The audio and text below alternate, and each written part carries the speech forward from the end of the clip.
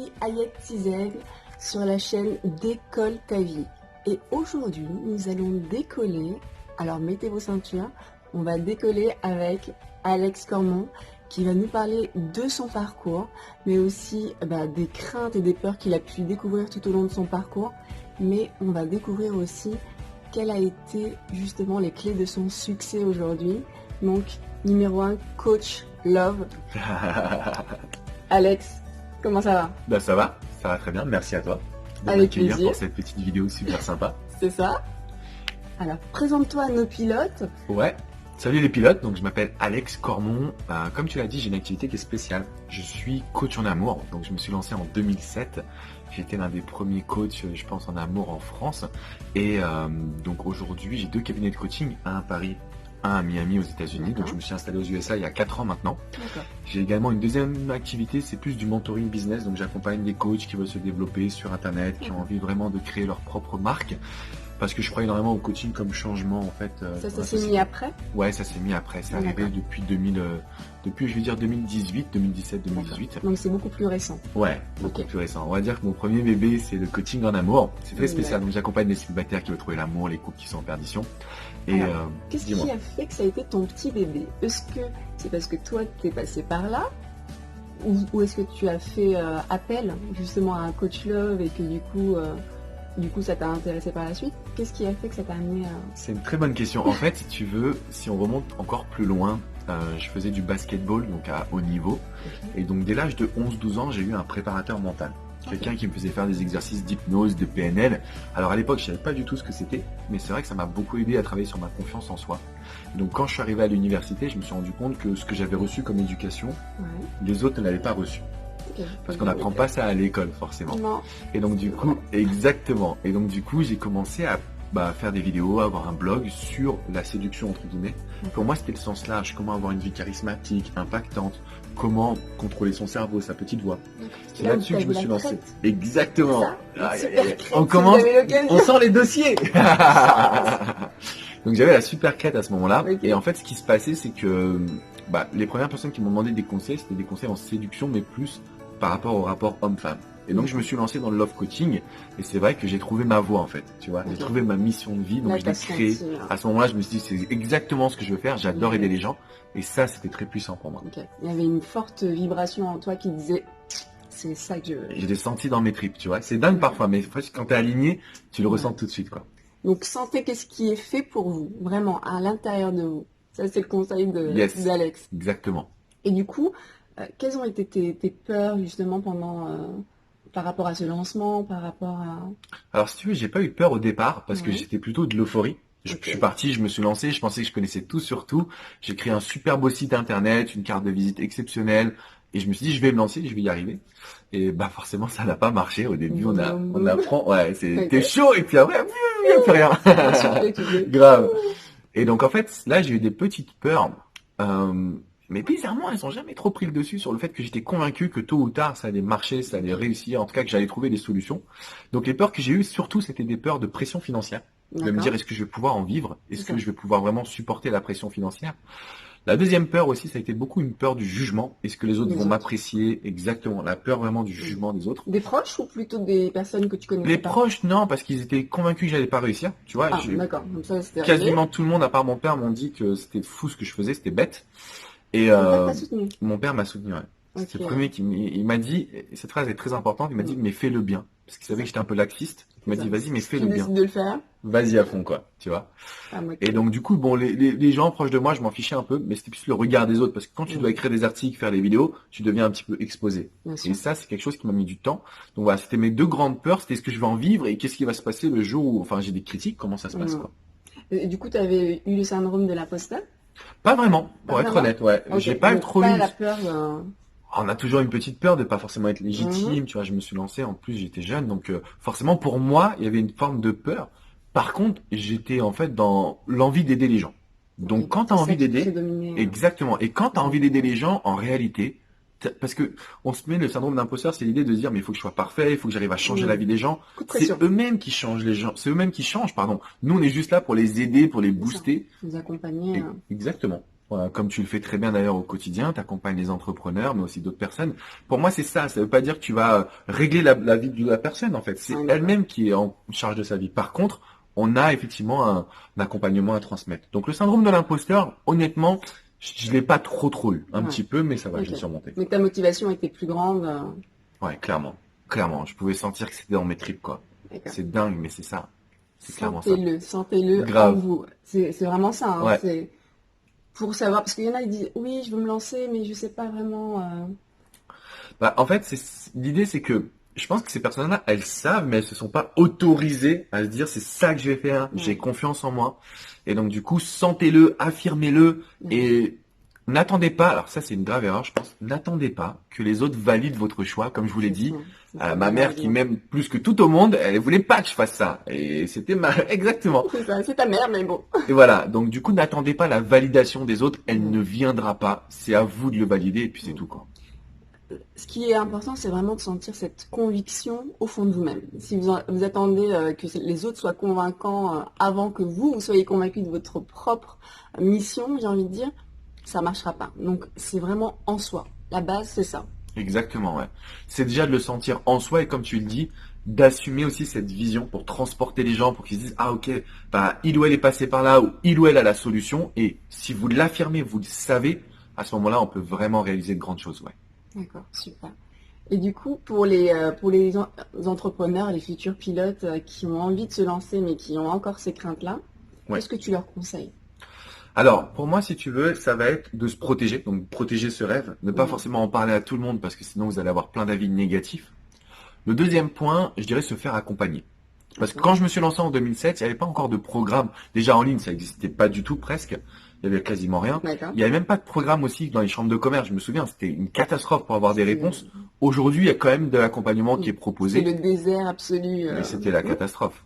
C'est ça. Là, aujourd'hui, il y a toutes les solutions, donc faites-vous accompagner. L'exercice que j'ai fait, et qui est tout bête, vous avez sûrement déjà dû l'entendre, c'est ce qu'on appelle la photocopie générale. Donc en fait, vous allez dessiner, vous allez écrire comment serait votre vie idéale. On va vraiment se mettre à rêver, à se projeter. C'est ça. Et c'est important pour travailler sur son pourquoi, sur sa vision. Donc je dirais de tout poser sur papier et de le regarder tous les jours, ça va vous donner de la motivation. Ok. Et du coup, pour toi, ça a été quoi ton pourquoi? Mon pourquoi, en fait, il est un peu spécial parce que, bon, malheureusement, au bout de quelques années, j'ai perdu mon père, justement. Et donc aujourd'hui, Celui qui t'a. ouais, celui qui m'avait bien boosté. Donc mon pourquoi, en fait, il est très centré sur l'idée de pouvoir redonner aux autres et d'essayer de changer le monde à ma manière. Mhm. Et le pourquoi, en fait, bah, c'est pour le rendre fier, mon père. C'est aussi pour moi assumer ma mission de vie. Et d'une certaine manière, c'est pouvoir dire que j'ai vécu tel que je le voulais. C'est ça mon C'est ça. objectif. D'accord.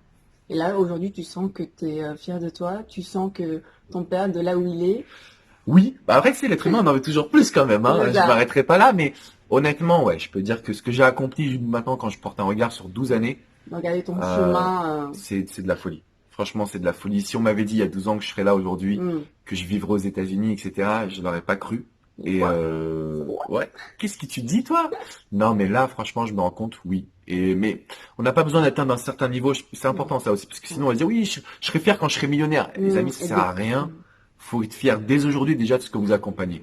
Ouais, déjà ce que vous réalisez aujourd'hui, c'est très important. c'est ça, c'est ça. Donc déjà d'être satisfait déjà de ce que vous êtes là maintenant. Il y a une expression, je suis déjà suffisant en fait. Ouais, très Qui important est, ça. Très très important. Merci. ouais, d'accord. Qu'est-ce que tu pourrais dire aux pilotes en herbe, c'est-à-dire vraiment aux jeunes, ou que des fois, déjà qui se lancent de plus en plus, hein, Mhm. de plus en plus tôt, qu'est-ce que tu pourrais leur donner comme conseil à eux spécifiquement? Alors, en fait, déjà la première chose que j'aimerais leur dire, c'est que c'est le bon moment de se lancer. Souvent, on se dit oui, mais je suis trop jeune, oui, mais je sais pas ce que je veux faire. Ça se clarifie, ça se travaille. C'est le bon moment de se lancer parce que c'est important d'être son propre patron. C'est vraiment la notion de liberté. Ensuite, à toutes les personnes qui se lancent aujourd'hui, euh, bah, en fait, le conseil, pardon, que je pourrais leur transmettre, c'est vraiment l'idée de pouvoir assumer ce qu'elles veulent réaliser. Parce que souvent, elles se disent, je suis trop jeune, je peux pas, on va pas me prendre au sérieux, etc., etc. Quand on est jeune, formez-vous, lisez des bouquins. Pour moi, j'ai tout appris dans les bouquins. Il y en a un que je peux recommander, c'est Personal MBA de Josh Kaufman. Hyper important. Voilà, en fait, il résume la majeure partie des autres bouquins. Donc après, vous lirez tous les autres bouquins. C'est un gros. C'est un pavé, ouais. Ouais. En fait, je crois qu'aujourd'hui, mon erreur que j'ai fait en me lançant quand j'étais jeune, c'est de croire que je pense que je savais tout. Tu vois, Ok. de me dire mais j'ai pas besoin de ça, mais je sais tout. C'est bon. Jusqu'au jour où tu rencontres des personnes qui te disent non, écoute, ce que tu fais c'est pas bon, essaye comme ça. Et la lecture en fait, tout ce que les gens ont accompli, ils l'ont transmis dans leurs bouquins. Je crois que c'est le meilleur Ouais. outil. T'as la richesse dans les bouquins. Vraiment, t'as Exactement. les Ouais. clés. Ouais. Et quelque part, tu fais un raccourci. Parce que si tu vas pas lire, si tu passes par toi-même par ces chemins-là, entre guillemets, tu vas faire énormément d'erreurs que tu peux forcément ne pas faire puisque tu as le parcours des autres et c'est un gain de temps. Et c'est vrai que, tu sais, on a souvent un ego, on se dit, oh là là, mais non, mais je vais pas lire le Ouais, bouquin, mais- c'est nul. Ouais, Tu sais, quand t'es au collège, c'est des bouquins qui sont pas forcément très intéressants, mais là, Mm. quand t'es entrepreneur, c'est autre chose. ouais, c'est autre chose. Et comme tu le dis, ça te fait gagner des années d'expérience, vraiment. Ouais, et puis vraiment couper avec l'école, c'est-à-dire que les livres de l'école, c'était imposé. Là, c'est différent, c'est votre choix. Donc vous allez vers les livres qui vous intéressent, vers les livres qui vous stimulent et qui, pour vous, vont être un plus dans votre vie. Donc c'est pas du tout pareil que des livres qu'on vous impose. Vous allez galérer à les lire, vous allez, voilà. Là, le but, c'est vous qui faites ce choix. Et ça, c'est, retenez bien le mot choix. Vous choisissez vos livres, vous choisissez votre vie à travers justement le choix des livres. Exactement. Et voilà, je pense que c'est le meilleur conseil que je peux donner aux pilotes en herbe parce que c'est le meilleur moyen de se former, d'appréhender et de se lancer, tout simplement. Tout simplement. Merci beaucoup, Alex. Merci à toi. Et du coup, quels seraient pour toi les rituels ou les rituels que tu fais actuellement qui sont porteurs de succès, porteurs sur le long terme? Ce qui a vraiment changé ma vie, c'est le fait de gérer ma journée Hmm. heure par heure. Ok. Donc ça veut Vraiment. dire que voilà, aujourd'hui, donc ce soir, je vais programmer ma journée de demain et heure par heure, je sais ce que j'ai à réaliser. Ça me permet d'avoir une productivité qui est vraiment hyper importante. Je pense que Efficiente. ouais, Vraiment, l'efficience est hyper important parce que c'est la différence entre je me laisse avoir par le temps ou je contrôle mon temps et je contrôle ma vie d'une certaine manière. Le deuxième point, aujourd'hui en fait, il y a enfin on marche beaucoup par faut faire de l'argent très vite, très hmm, rapidement et pas sur des bases très consommation. solides. Hmm. Donc mon conseil aujourd'hui, c'est vraiment d'avoir quelque chose de durable et de stable. Tu vois, de D'accord. créer quelque chose avec une vision à long terme. Parce que vous pouvez faire beaucoup d'argent aujourd'hui, mais si ça s'arrête demain, en fait, c'est dommage. Donc créer quelque chose qui vous ressemble et sur lequel vous allez pouvoir miser sur la durée. Ça, je pense Ouais. que c'est important. Donc travailler sur la vision. Et le troisième point, le plus rapidement possible de s'entourer. Moi, j'ai fait beaucoup de Hmm. choses tout seul, ça Ouais. m'a retardé. Il faut Exactement. apprendre à déléguer, il faut apprendre à s'entourer. Et donc, pour ça, vous avez peut-être des amis, vous allez peut-être devoir trouver des personnes extérieures, mais c'est un process. On fait des erreurs, c'est ok, mais il faut s'entourer. Ça, c'est très important. Justement, l'entourage va vous tirer vers le haut. Donc, de bien le sélectionner. Ouais, On est c'est d'accord. important, effectivement. Sinon, c'est vers le bas. C'est pas vraiment ce qu'on a envie.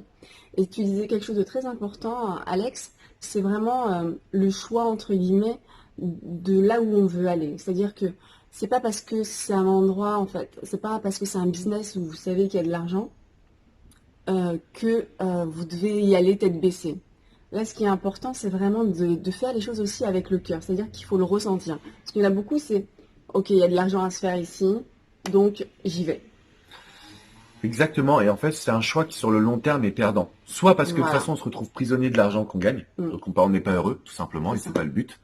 Et le deuxième facteur, c'est qu'il y a beaucoup de personnes, moi, tu vois, je suis là depuis 2007 sur le web, il y a eu des modes, donc des gens qui ont fait beaucoup d'argent, et puis Ouais. après, on les revoit plus malheureusement. Ce qui se passe, c'est qu'en fait, ils gagnent beaucoup d'argent, et puis après, plus rien. Et je pense que psychologiquement, à vivre, ça doit pas être facile pour eux. Parce que du coup, c'était pas nourrissant de l'intérieur. C'est pas Quelque nourrissant part. de l'intérieur, mais aussi la mode, tu vois, c'est un peu comme la ruée vers l'or. Au bout d'un moment, elle s'arrête en fait. Et si on n'a pas construit un business qui est durable, qui est stable, qui repose sur des fondations déjà qui nous plaisent, mais en plus de ça, des fondations où on transmet une vraie valeur ajoutée aux gens, on va disparaître tôt ou tard. C'est ça.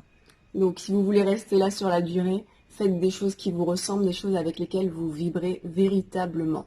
D'accord?